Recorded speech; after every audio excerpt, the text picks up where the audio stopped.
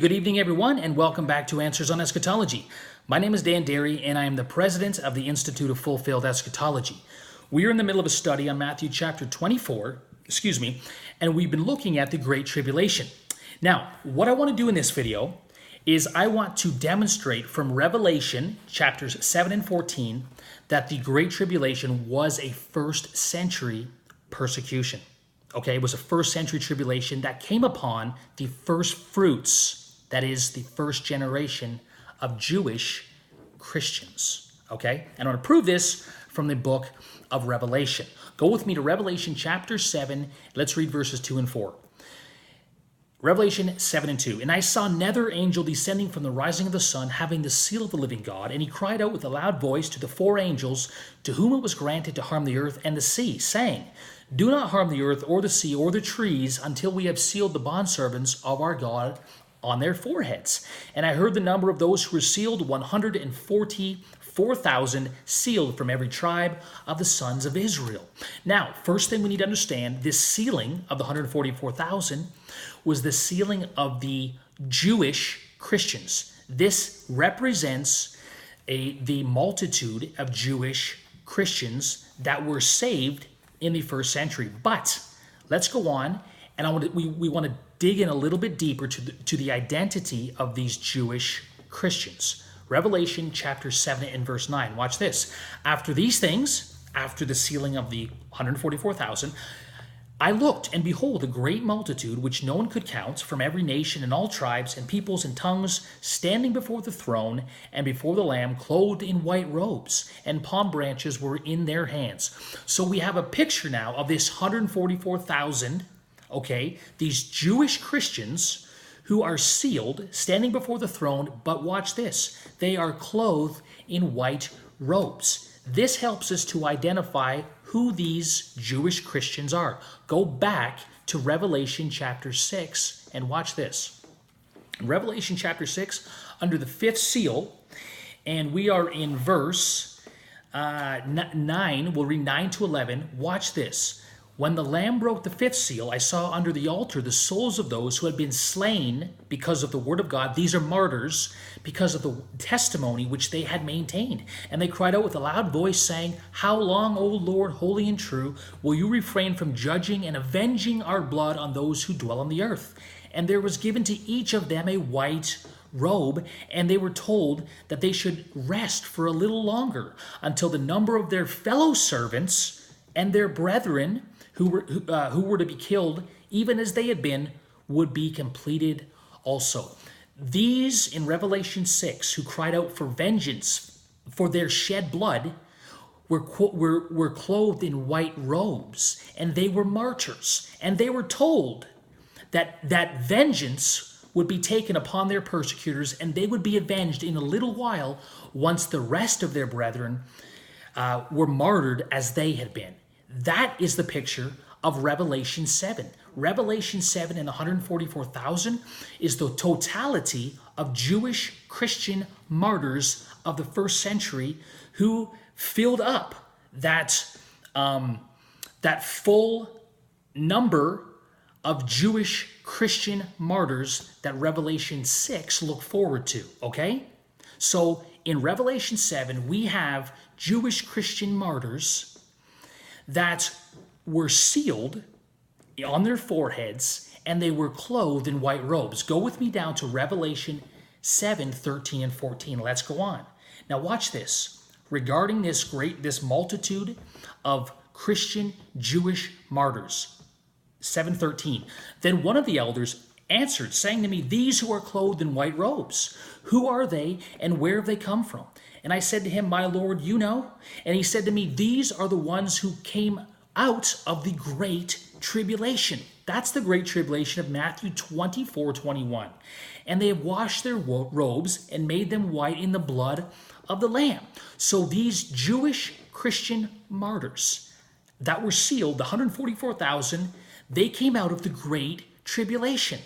What that means is they suffered and they were martyred under and in the time of the Great Tribulation. You see, this Great Tribulation, which was the days of vengeance, came upon Old Covenant Israel, but these Christians, being Jews, of Revelation 7, they were caught in the middle of it. I mean, the Romans, they would not have known the difference between an apostate Jew or a Christian Jew. Jews were slaughtered mercilessly in this great tribulation, and this remnant, this righteous remnant, the 144,000, was the full measure of Christian Jewish martyrs in the first century. But watch this, they came out of the great tribulation. Go with me to Revelation chapter 7. Watch this. Sorry, computer's being a little bit slow. Revelation chapter 14. I think I said 7, but Revelation 14. Watch this. 1 to 4. Then I looked, and behold, the Lamb was standing on Mount Zion, and with him 144,000, having his name and the name of his Father written on their foreheads. And I heard a voice from heaven like the sound of many waters, and like the sound of loud thunder. And the voice which I heard was like the sound of harpists playing on their harps. And they sang a new song before the throne and before the 4 living creatures and the elders, and no one could learn the song except the 144,000 who had been purchased from the earth. Watch this. Here it identifies these Jewish Christian martyrs. Watch this. Verse 4, these are the ones who have not been defiled with women, for they have kept themselves chaste. These are the ones who follow the Lamb wherever he goes.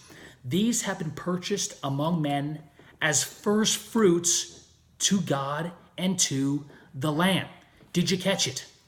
These Jewish Christian martyrs were first fruits to God and to the Lamb, redeemed from among men. What's the first fruit mean, everyone? It's the first fruit. It's the first of something, okay? I don't have time to get into this. If you want to search out first fruits in the New Testament, go to 1 Corinthians 15:20, where Jesus is the first fruit of those who had slept. He was the first fruit of the resurrection. 1 Corinthians 16:15 mentions the first fruits of Achaia. These are the first Christians saved in Achaia. James 1 and 18, he's writing to the 12 tribes of Israel, and he calls them first fruits. And Romans 16:5, these are the first fruits of Asia, the first Christians, the first generation of Christians. By John in Revelation 14 telling us that these 144,000 were first fruits redeemed to God and the Lamb, he's telling us that they're first generation Christians, first century Christians. I am not a first fruit Christian. Neither are you. We are 50th fruit, right? We are thousands of years beyond the first fruit, first century generation.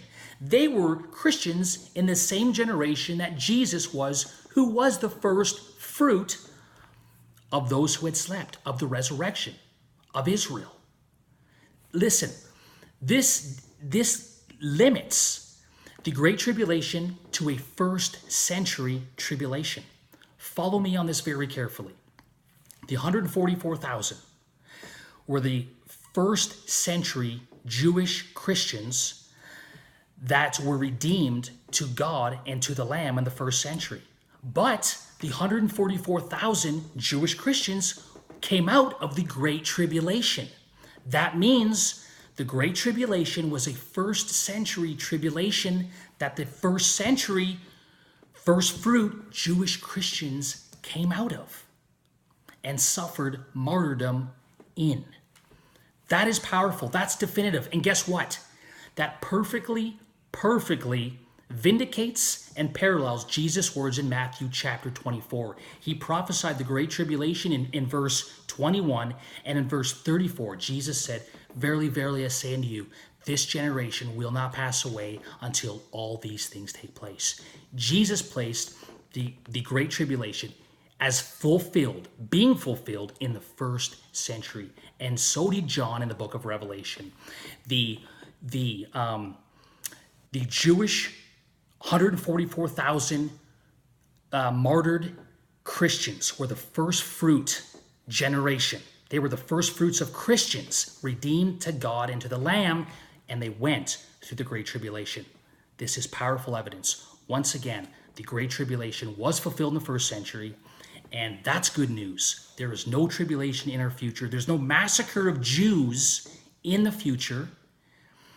And there is peace, and there is righteousness, and there is salvation in Jesus Christ and in his kingdom right now. Because the end has come, and the great tribulation is not in our future, but it's in our past, just like Jesus said.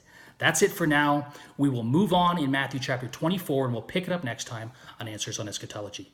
Bye for now.